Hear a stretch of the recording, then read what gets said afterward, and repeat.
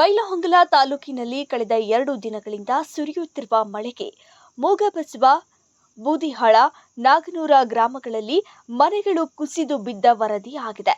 ತಾಲೂಕಿನ ಬೂದಿಹಾಳ ಗ್ರಾಮದ ಮಲ್ಲೇಶಪ್ಪ ಜೇಡರ, ಮೂಗಬಸವ ಗ್ರಾಮದ ಅನಿಲ್ ಬಸ್ನಾಯ್ಕರ ನಾಯ್ಕರ್ ಹಾಗೂ ನಾಗನೂರು ಗ್ರಾಮದ ನೀಲವ್ವ ಈರಪ್ಪ ಹೊಸಮನಿ ಅವರ ಮನೆಗಳ ಗೋಡೆ ಕುಸಿದಿದೆ. ಯಾವುದೇ ಪ್ರಾಣಹಾನಿ ಆಗಿಲ್ಲ.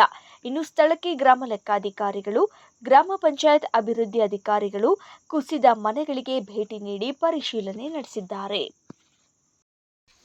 ನಾನು ಹೆಂಡತಿ ಒಳಗೆ ಕುಂತಳ್ರಿ, ಎದ್ದು ಬಾಡ್ರಿ ಲಘು ಬರಲಿಲ್ಲ ರೀ. ಹೋಗಿ ಎಳ್ಕೊಂಬಂಡ್ರಿ, ಎಳ್ಕೊಂಬರ್ಕೊಂಡು ದಡ್ರಿ ಕತ್ತರಿಸ್ಕೊಟ್ಟು ಬಿತ್ತರಿ ಒಳಗೆ ಒಂದು 7,000 ರೂಪಾಯಿ ಸಂತಿ ಇತ್ತು ರೀ. ಅಷ್ಟು ಕೇಡಾಗೈತೆ ರೀ. ನಾನು ತಿನ್ನಕ್ಕೆ ಹೋಗಿಲ್ಲ ರೀ.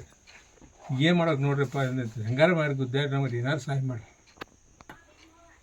ನೋಡಿರಿ. ಇಷ್ಟೆಲ್ಲ ಕೇಡಾಗೈತೆ ರೀ ನನ್ನ ಬಾಳೆ. ಏನು ಮಾಡ್ಬೇಕು ನೋಡ್ರಿ. ನಾನು ನೋಡ್ರಿ ಅದನ್ನೆಲ್ಲ ಈ ನಮ್ಮ ಮನೆಗೆ ಕೇಡಾಗೈತೆ ರೀ. ನೋಡಿರಿ ಪುಣ್ಯ ಹತ್ತದ ನೋಡ್ರಿಪ್ಪ, ನನ್ನ ಸಹಾಯ ಮಾಡಿರಿ.